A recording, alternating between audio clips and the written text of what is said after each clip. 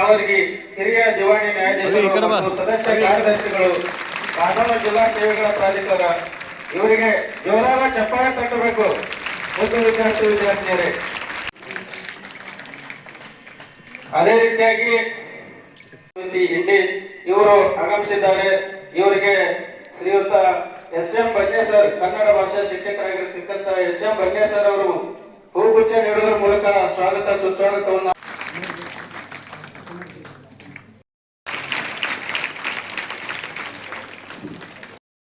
ಅಧೀಕ್ಷಕರು ವಕೀಲರ ಸಂಘ ಇಂಡಿ,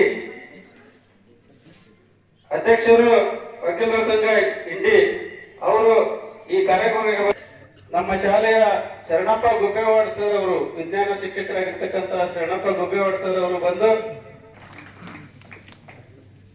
ಅದೇ ರೀತಿಯಾಗಿ ಶ್ರೀ ಎ ಗಜಾಕೋಶ್ ಉಪಾಧ್ಯಕ್ಷರು ವಕೀಲರ ಸಂಘ ಇಂಡಿ ಇವರು ಕೂಡ ಈ ಕಾರ್ಯಕ್ರಮಕ್ಕೆ ಆಗಮಿಸಿದ್ದಾರೆ. ಅವರಿಗೆ ನಮ್ಮ ಮೊಮಿನ್. ಅದೇ ರೀತಿಯಾಗಿ ಶ್ರೀಮತಿ ರಾಖಿ ಕಟ್ಟಿಮನಿ ಅವರು ಮೇಡಮ್ ಅವರು ಬಂದಿದ್ದಾರೆ. ಅವರಿಗೆ ನಮ್ಮ ಮೇಡಮ್ ಅವರು ಬಂದಿರೋದು ತುಂಬಾ ಸಂತೋಷಕ. ಅದೇ ರೀತಿಯಾಗಿ ಶ್ರೀ ಎ.ಕೆ. ಗಚ್ಚಿನ್ ಮಹಲ್ ಸಹಾಯಕ ಸರ್ಕಾರಿ ಅಭಿಯೋಜಕರು ಇಂಡಿ ಇವರು ಆಗಮಿಸಿದ್ದಾರೆ. ಇವರಿಗೆ ಸದಾಶಿವ ನಿವರ್ಗಿ ಅವರು ಬಂದು ಹೂಗುಚ್ಛವನ್ನು ನೀಡುವುದರ ಮೂಲಕ, ಅದೇ ರೀತಿಯಾಗಿ ಸನ್ಮಾನ್ಯ ಶ್ರೀಯುತ ಮಲ್ಲೇಶ್ ಎಂಬತ್ನಾಳ್ ಸಹಾಯಕ ಸರ್ಕಾರಿ ಅಭಿಯೋಜಕರು ಇಂಡಿ ಇವರಿಗೆ ಎಸ್.ಎಂ. ಬನ್ನೆ ಸರ್ ಅವರು ಬಂದು ಹೂಗುಚ್ಛವನ್ನು ನೀಡಬೇಕು ಅಂತ ಕೇಳ್ತಾ ಇದ್ದೇವೆ.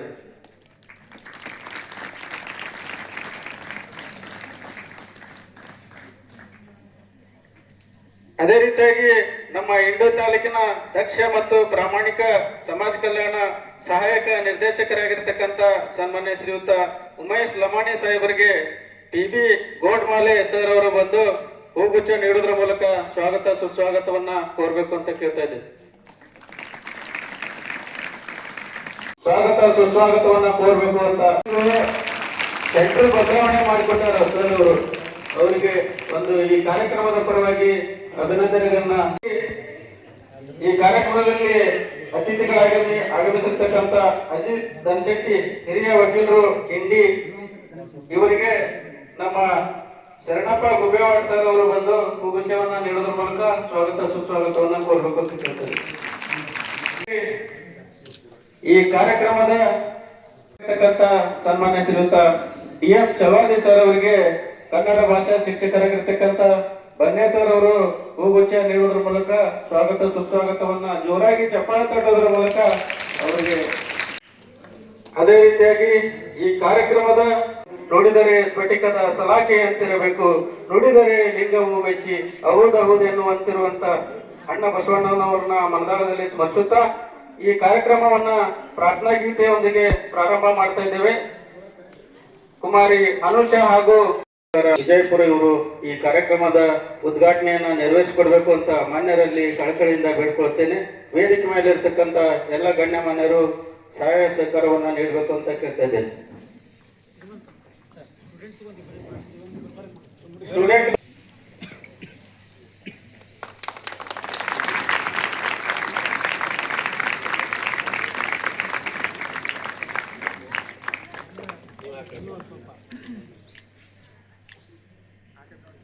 ನೋಡಪ್ಪ ಈ ಕಡೆ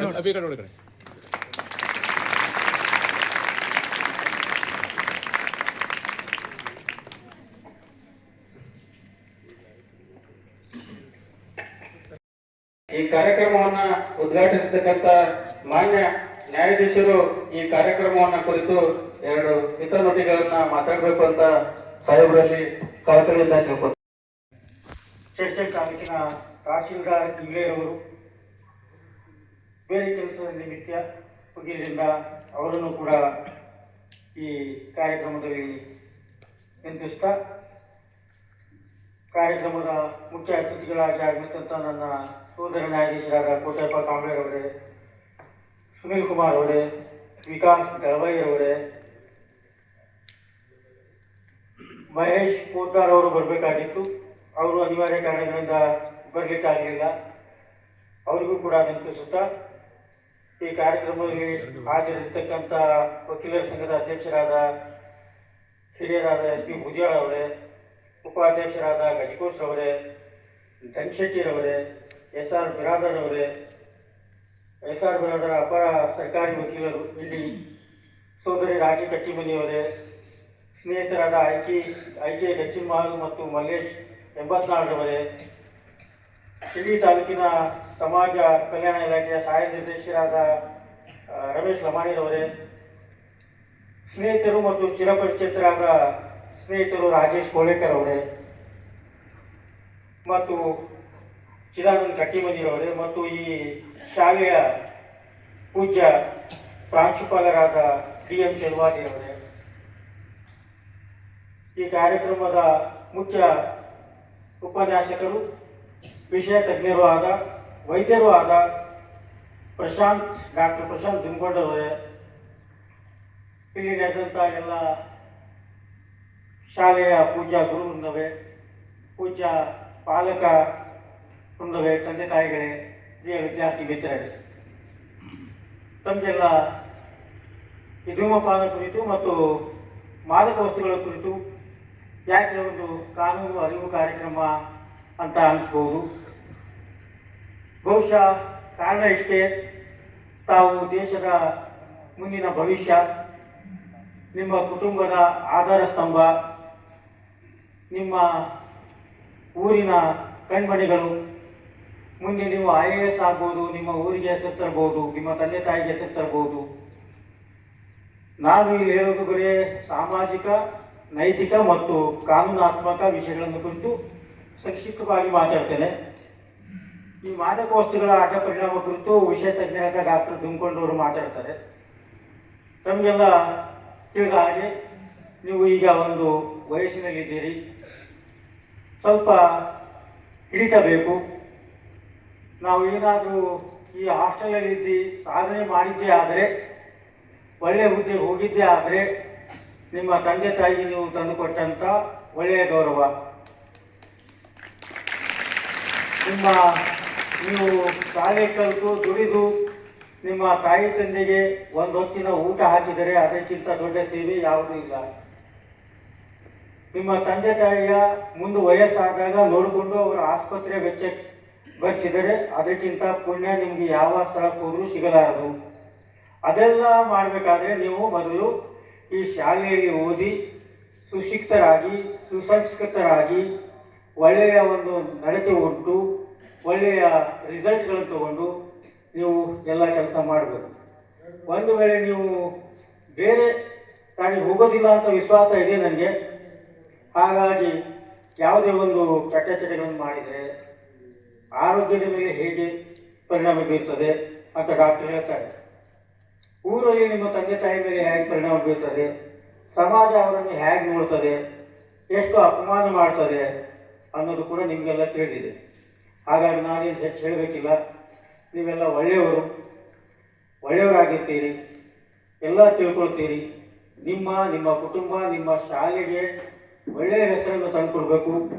ಈ ಮರ್ಗೂಸ್ ಶಾಲೆ, ಮೊರಾರ್ಜಿ ದೇಸಾಯಿ ಶಾಲೆಯಿಂದ ಮುಂದೆ ಒಬ್ಬ ಮೊರಾರ್ಜಿನ ಹುಟ್ಟಬಹುದು, ಒಬ್ಬ ಅಬ್ದುಲ್ ಕಲಾಮು ಸಹ ಹುಟ್ಟಬಹುದು. ಆ ದಿಶೆಯಲ್ಲಿ ತಾವು ಕಾರಣೀಭೂತರಾಗಬೇಕು, ಮುಂದುವರಿಬೇಕು. ಯಾವುದೇ ಕೆಟ್ಟ ವಿಚಾರ ತಲೆಗೆ ಹಾಕೋಬಾರ್ದು. ಒಳ್ಳೆಯ ವಿಚಾರ ತಲೆಗೆ ಹಾಕೊಂಡು ಒಳ್ಳೆಯದು ಮಾಡಿ, ಒಳ್ಳೆಯದನ್ನು ಹೇಳ್ತಾ, ಒಳ್ಳೆಯದನ್ನು ಕೇಳ್ತಾ ನಿಮ್ಮ ಜೀವನವನ್ನು ಸಾಗಿಸಬೇಕು. ಮತ್ತು ಮರ್ಗೂರಿಗೆ ನನಗೆ ಇನ್ನೊಮ್ಮೆ ತಮ್ಮನ್ನು ಒಳ್ಳೆಯ ಸಾಧನೆಗಾಗಿ ಸನ್ಮಾನ ಮಾಡೋದಕ್ಕಾಗಿ ಬರಬೇಕಾಗಿ ಮಾಡಿಕೊಡ್ಬೇಕಂತ ತಮ್ಮಾಗಿ ಕಳಕಳಿಯಿಂದ ಕೇಳ್ಕೊಳ್ತೇನೆ. ಧನ್ಯವಾದಗಳು. ಏನಪ್ಪ ಅಂತಂದ್ರ ಅವ್ರನ್ನ ನೋಡಿದ್ರೆ ದೇವ್ರಂತೆ, ನಾವು ನಿಜವಾದ ದೇವ್ರಂದ್ರೇ ನ್ಯಾಯಾಧೀಶರು ನಮ್ಮ ದೇಶಕ್ಕೆ. ಯಾಕಂದ್ರ ಅಂತ ಒಬ್ರು ನ್ಯಾಯಾಧೀಶರನ್ನ ನೋಡ್ಬೇಕಾದ್ರೆ ಅದೊಂದು ಸೌಭಾಗ್ಯ. ತಮ್ಮ ಒಂದು ಅಮೂಲ್ಯವಾದ ಸಮಯವನ್ನ ಬಿಡುವು ಮಾಡ್ಕೊಂಡು ಬಂದು ತಮಗೆಲ್ಲ ಒಂದು ಉನ್ನತ ಹುದ್ದೆಗಳಿಗೆ ಹೋರಿ ಅನ್ನೋತಕ್ಕಂತ ಇಲ್ಲಿವರೆಗೆ ಮಾರ್ಗದರ್ಶನದ ಮಾತುಗಳನ್ನು ಆಡಿರ್ತಕ್ಕಂಥ ಸನ್ಮಾನ್ಯ ಶ್ರೀಯುತ ಅರವಿಂದ್ ಎಸ್ ಹಾಗರ್ಗಿ, ಹಿರಿಯ ದಿವಾಣಿ ನ್ಯಾಯಾಧೀಶರು ಮತ್ತು ಸದಸ್ಯ ಕಾರ್ಯದರ್ಶಿಗಳು, ಜಿಲ್ಲಾ ಕಾನೂನು ಸೇವೆಗಳ ಪ್ರಾಧಿಕಾರ ವಿಜಯಪುರ ಅವರಿಗೆ ಅನಂತ ಕೋಟಿ ಈ ಕಾರ್ಯಕ್ರಮದ ಧನ್ಯವಾದಗಳನ್ನ ಸಲ್ಲಿಸಲಿಕ್ಕೆ ಬಯಸ್ತೀನಿ. ಜೋರಾಗಿ ಚಪ್ಪಾಳೆ ತಟ್ಟೋದ್ರ ಮೂಲಕ ಧನ್ಯವಾದಗಳನ್ನ ಸಲ್ಲಿಸ್ತೀನಿ. ಅದೇ ರೀತಿಯಾಗಿ ಶ್ರೀ ಗೌರವಾನ್ವಿತ ಶ್ರೀ ಕೋಟೆಪ್ಪ ಕಾನೂನು ಸೇವಾ ಪ್ರಾಧಿಕಾರದ ಕಾರ್ಯದರ್ಶಿಗಳು ಆದಂಥ ಹಾಗರಿಗೆ ಸಾಹೇಬ್ರೆ, ನನ್ನ ಸಹೋದರ ನ್ಯಾಯಾಧೀಶರೇ, ವಕೀಲರ ಸಂಘದ ಅಧ್ಯಕ್ಷರೇ, ಉಪಾಧ್ಯಕ್ಷರೇ, ಸರ್ಕಾರಿ ಅಭಿಯೋಜಕರೇ, ಸರ್ಕಾರಿ ಅಪರ ವಕೀಲರೇ, ಪೊಲೀಸ್ ಅಧಿಕಾರಿ ವರ್ಗದವರೇ, ವೈದ್ಯಕೀಯ ಕ್ಷೇತ್ರದಲ್ಲಿ ಕೆಲಸ ಮಾಡುವ ಎಲ್ಲ ಅಧಿಕಾರಿ ವರ್ಗದವರೇ ಹಾಗೂ ಈ ಕಾರ್ಯಕ್ರಮದ ಕೇಂದ್ರ ಬಿಂದುಗಳಾಗಿರುವಂತಹ ನನ್ನ ಭವ್ಯ ಭಾರತದ ಭವಿಷ್ಯತ್ತಿನ ರಾಷ್ಟ್ರಪತಿಗಳೇ, ಉಪರಾಷ್ಟ್ರಪತಿಗಳೇ, ಪ್ರಧಾನಮಂತ್ರಿಗಳೇ, ಜಿಲ್ಲಾಧಿಕಾರಿಗಳೇ, IAS, IFS ಅಧಿಕಾರಿ ವರ್ಗದವರೇ ಹಾಗೂ ಅವರನ್ನು ಪಾಲನೆ ಪೋಷಣೆ ಮಾಡ್ತಿರುವಂತಹ ಪಾಲಕ ಮಿತ್ರರೇ ಮತ್ತು ಈ ಶಾಲೆಯ ಬೋಧಕ ಮತ್ತು ಬೋಧಕೇತರ ಸಿಬ್ಬಂದಿ ವರ್ಗದವರೇ, ಇವತ್ತು ನಾವು ಮಕ್ಕಳಿಗೆ ಮಾದಕ ವಸ್ತುಗಳ ಪರಿಣಾಮಗಳು ಏನೇನು ಆಗ್ತವೆ ಅಂತ ಹೇಳಬೇಕು ಅನ್ನೋ ಒಂದು ಉದ್ದೇಶದಿಂದ ಈ ಕಾರ್ಯಕ್ರಮವನ್ನು ಜಿಲ್ಲಾ ಮಟ್ಟದಲ್ಲಿ ಇವತ್ತು ಇಲ್ಲಿ ನಾವು ಹಮ್ಮಿಕೊಂಡಿದ್ದೀವಿ. ಯಾಕೆ ಇದೇ ಶಾಲೆಯನ್ನ, ಇದೇ ಮಕ್ಕಳನ್ನ, ಇದೇ ಶಾಲೆಯಲ್ಲಿ ಓದ್ತಿರುವಂಥ ಪಾಲಕರನ್ನ, ಈ ಶಾಲೆಯಲ್ಲಿ ಕೆಲಸ ಮಾಡುವಂತಹ ಸಿಬ್ಬಂದಿ ವರ್ಗದವರನ್ನ ಗುರಿಯಾಗಿಸಿಕೊಂಡು ನಾವು ಯಾಕೆ ಈ ಕಾರ್ಯಕ್ರಮಗಳನ್ನು ಮಾಡ್ತಾ ಇದ್ದೀವಿ ಅಂತ ಹೇಳಿ ನಾವು ಸ್ಥೂಲವಾಗಿ ನೋಡ್ಲಿಕ್ಕಂದ್ರೆ, ಈ ಶಾಲೆ ಬಹಳ ತಾಲೂಕಿನಿಂದ ದೂರ ಇದೆ, ಗಡಿ ಭಾಗದಲ್ಲಿದೆ. ಆಮೇಲೆ ಸ್ವಲ್ಪ ಇಂಟೀರಿಯರ್ ಸರಿಯಾಗಿ ದಾರಿ ಇದೆ ಇಲ್ಲ ಅಂತ ಗೊತ್ತಿಲ್ಲ. ಅದಕ್ಕೆ ನಮ್ಮ ಮಕ್ಕಳು ಭವಿಷ್ಯದಲ್ಲಿ ನಮ್ಮ ದೇಶಕ್ಕೆ ಆಸ್ತಿ ಇರುವಂಥ ಮಕ್ಕಳು ಯಾವ ರೀತಿ ಬೆಳವಣಿಗೆ ಆಗ್ತಾ ಇದ್ದಾರೆ ನೋಡೋಣ ಅನ್ನೋ ಒಂದು ಉದ್ದೇಶದಿಂದ ನಾವು ಇಲ್ಲಿ ಬಂದು ಇಂಥ ಕಾರ್ಯಕ್ರಮವನ್ನು ಹಮ್ಮಿಕೊಂಡಿದ್ದಾರೆ. ಏನಪ್ಪ ನಮ್ಮ ಮಕ್ಕಳಿಗೆ ಯಾಕೆ ಇವರು ಜಡ್ಜ್ ಸಾಹೇಬರು ಬಂದಿದ್ದಾರೆ, ವಕೀಲ್ ಸಾಹೇಬರು ಬಂದಿದ್ದಾರೆ, ಸರ್ಕಾರಿ ವಕೀಲ ಸಾಹೇಬರು ಬಂದಿದ್ದಾರೆ, ಪೊಲೀಸರು ಬಂದಿದ್ದಾರೆ, ಡಾಕ್ಟರ್ ಬಂದಿದ್ದಾರೆ, ಇವರೆಲ್ಲರೂ ಬಂದಿದ್ದಾರಲ್ಲ ಯಾಕೆ ಅಂತ ಹೇಳಿ ನಮ್ಮ ಮಕ್ಕಳಲ್ಲಿ ಒಂದು ಕುತೂಹಲ.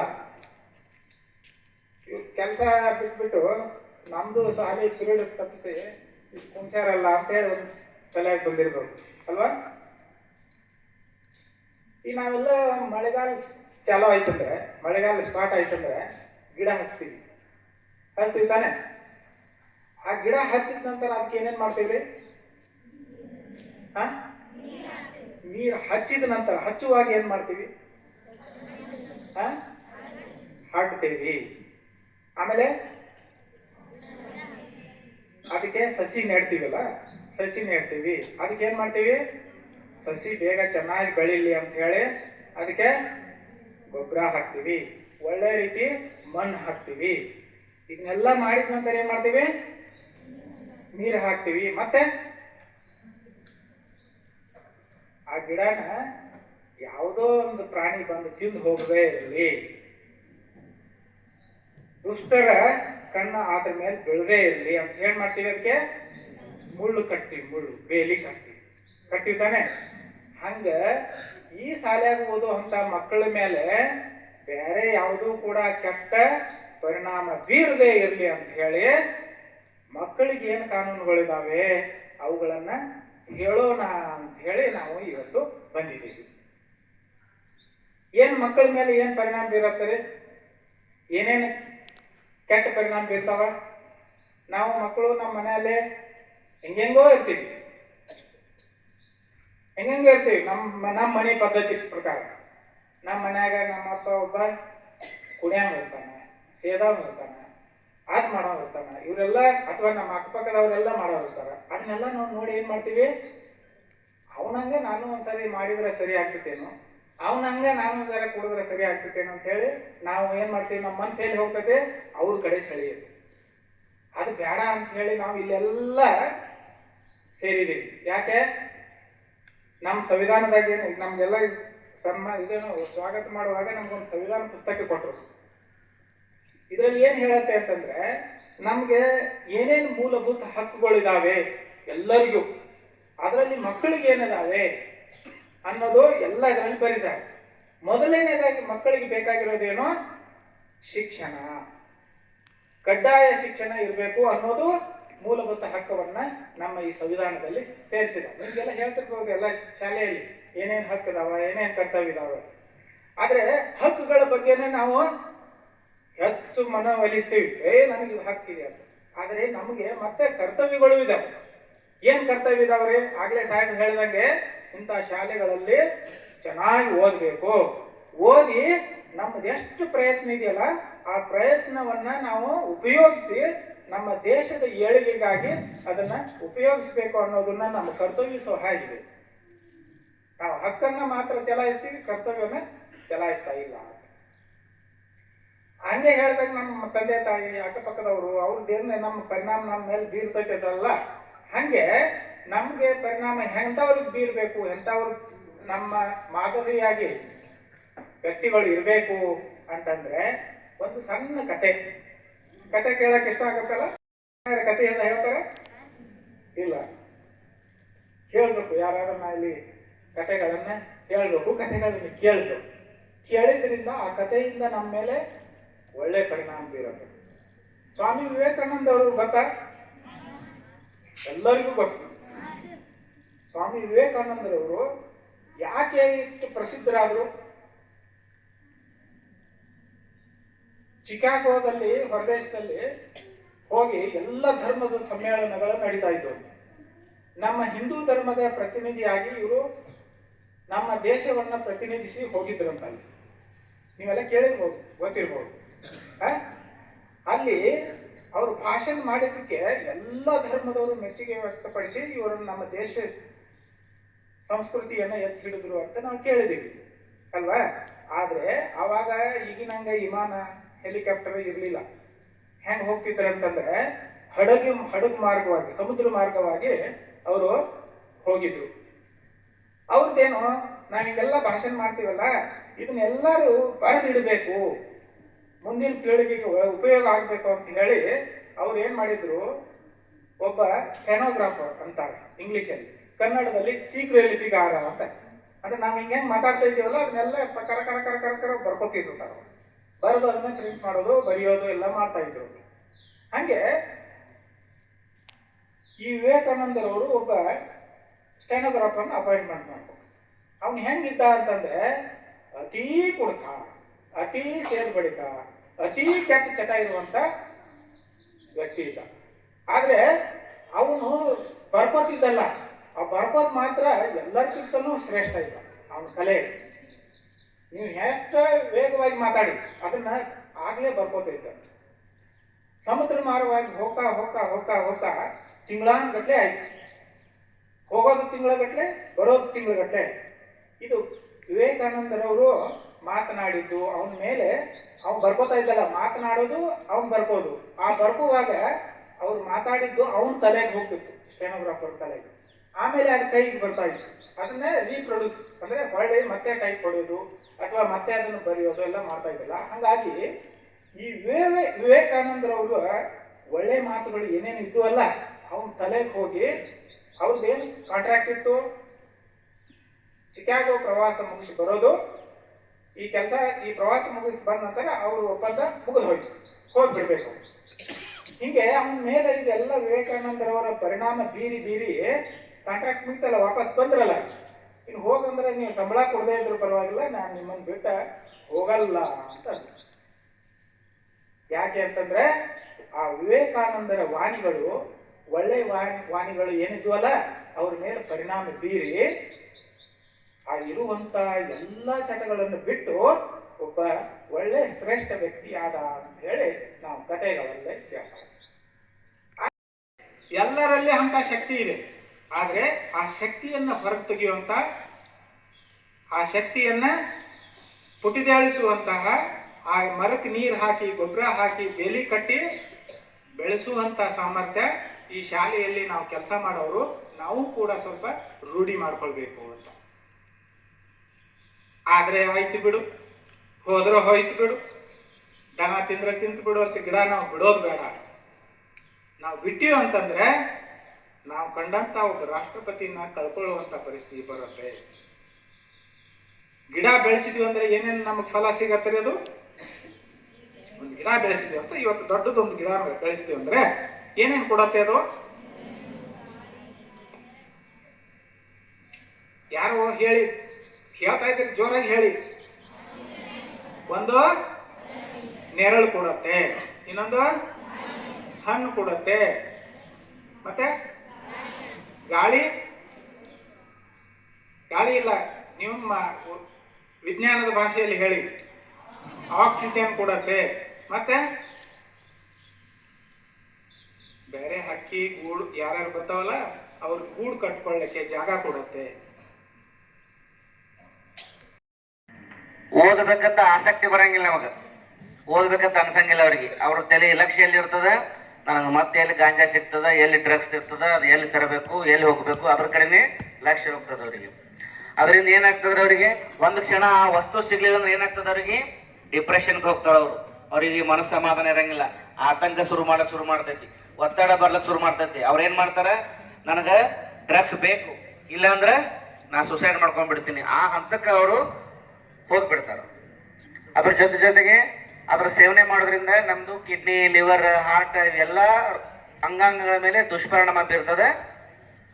ಮತ್ತೆ ಈ ಡ್ರಗ್ಸ್ ತಗೊಳ್ಳೋರು ಏನ್ ಮಾಡ್ತಿರ್ತಾರ್ರಿ, ಸೂಜಿಲಿ ಅದನ್ನ ಚುಚ್ಕೋತಿರ್ತಾರೆ. ಚುಚ್ಕೊಳ್ಳೋದ್ರಿಂದ HIV, ಏಡ್ಸ್, ಹೆಪಟೈಟಿಸ್ ಇಂಥ ರೋಗಗಳು ಅವರಿಗೆ ಬರ್ತದೆ.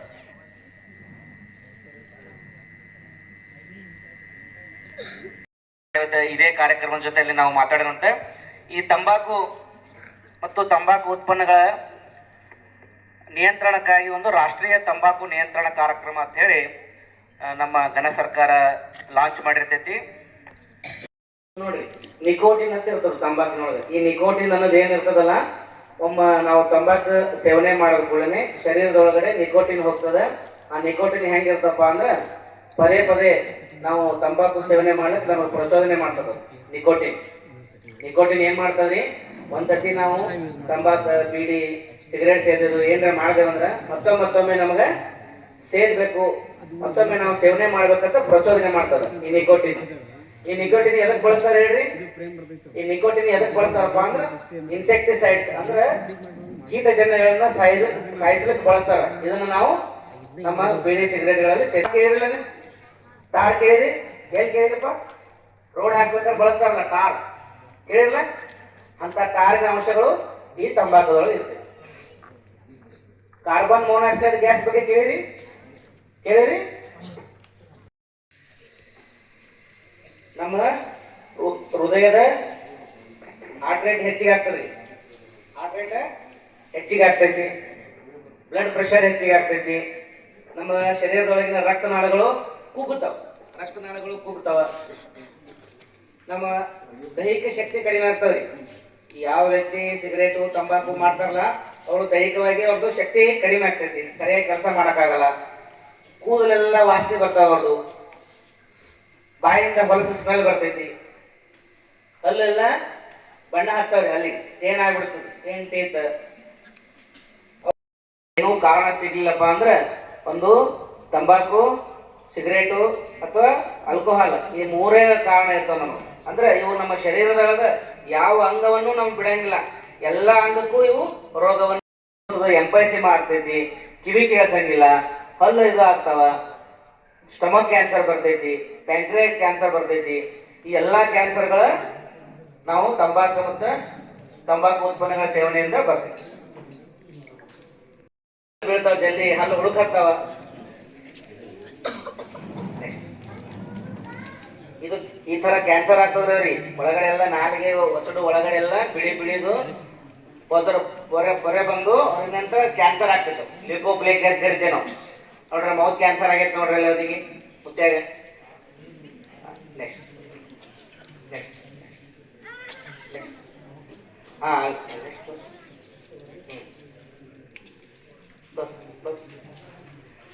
ನೋಡ್ರಿ ಅಲ್ಲಿ ಅವ್ರ ಅವ್ರಿಗೆ ಅಸ್ತಮಾ ಬರ್ತೈತಿ, ಲಂಗ್ ಕ್ಯಾನ್ಸರ್ ಬರ್ತೈತಿ, ಕ್ಯಾಟ್ರಾಕ್ಟ್ ಆಗ್ತೈತಿ. ನೆಕ್ಸ್ಟ್